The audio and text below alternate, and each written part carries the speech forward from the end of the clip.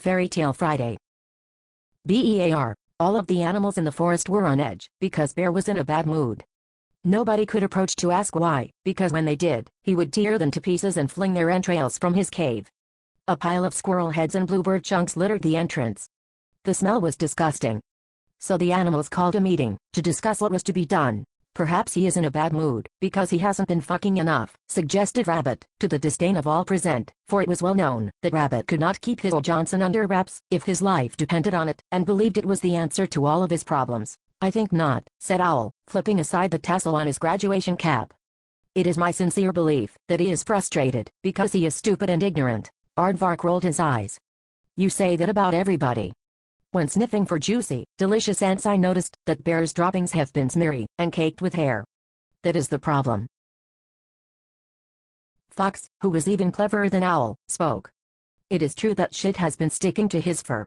I will go to Bear's cave and solve this. Since they were all sick of being murdered, they agreed that Fox should go. So he went to the cave and said, Bear, I know that you are in a bad mood because shit sticks to your fur. If you will promise not to rip my face to pieces, I will help you. He could hear Bear weeping inside, and knew the diagnosis was true.